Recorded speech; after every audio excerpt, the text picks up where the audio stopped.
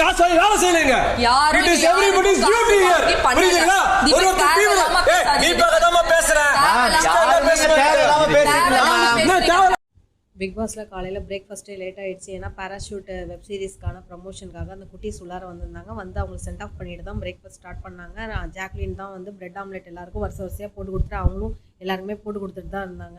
அடுத்து பிரெட்டு வந்து எல்லாருக்கும் ஒரு பிரெட் ஆம்லெட் கொடுத்ததுக்கப்புறம் பிரெட் இருந்தனால சரி பசிக்கும் எல்லாருக்கும் லஞ்சு செய்ய லேட் ஆகும்னு சொல்லிட்டு அருண் வந்து எல்லாருக்கும் பிரெட்டு கொடுக்குறாரு. பிரெட்டு கொடுக்கும்போதே வந்து அவர் டோஸ்ட் பண்ணலன்னு சொல்லிட்டு தான் அவர் கொடுக்குறாரு. ஏன்னா அடுத்து லஞ்சு செய்ய லேட் ஆகிடும்னு சொல்லிட்டு அவரோட தாட்டு அப்படியே கொடுக்குறாரு. அதை எல்லாரும் வாங்கிக்கிறாங்க. சில பேர் வந்து டோஸ்ட் பண்ணி கொடுங்க அப்படின்னு கேட்குறாங்க. டோஸ்ட் இல்லை அப்படின்னு ஜாக்லின் கூட டோஸ்ட் பண்ணி கொடுக்கலாமான்னு கேட்குறாங்க. அருண் வந்து வேண்டாம் லேட் ஆகிடுங்கிறத அவர் மைண்ட் செட்டாக அதை சொல்லலை, வேண்டாம் அப்படின்னு சொல்லிடுறாரு. ஏன்னா இன்னும் வந்து ஜாக்லினும் அருணும் இன்னும் சாப்பிடல. அவங்க இன்னும் வந்து ஜாக்லின் போட்டு கொடுத்துட்டே இருக்காங்க. பிரெட் ஆம்லெட்டே இன்னும் முடியல.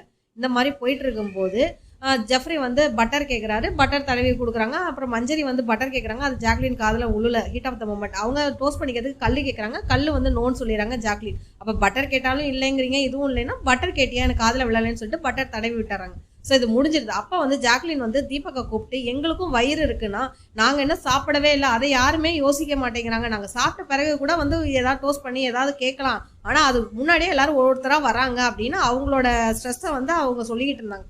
அது எல்லார் காதலையும் விழுற மாதிரி தான் ஜாக்லின் பேசிக்கிட்டு இருந்தாங்க. அது மஞ்சரிக்கு வந்து ஒரு ஹர்ட் ஆனதா என்னவோ.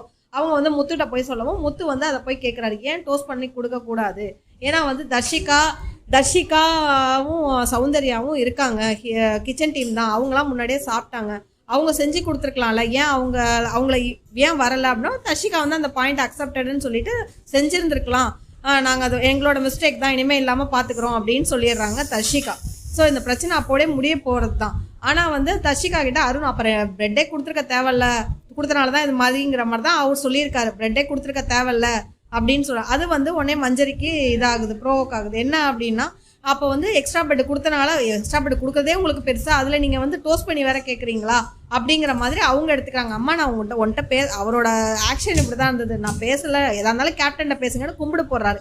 கும்பிடு போடுறது கரெக்டா அப்படின்னு இவங்க உடனே ஆரம்பிச்சிடறாங்க. சின்ன விஷயத்த பெருசுப்படுத்துறாங்க.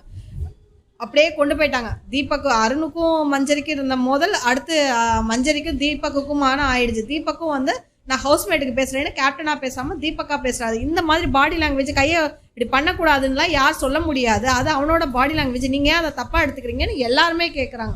ஆனா மஞ்சரி ஒரு கான்வர்சேஷன்ல இந்த மாதிரி கும்பிடு போடுறது தப்பு, அது சாரி கேட்கற மீனிங் கிடையாது, ஏன்னா ஆளை விடுறா சாமின்னு சொல்லிட்டு போற மாதிரியா இருக்குது அப்படின்னு சொல்லிட்டு அவங்க வந்து சொல்றாங்க. ஆனா சின்ன விஷயத்த மஞ்சரி பெருசாக்கிட்டாங்க.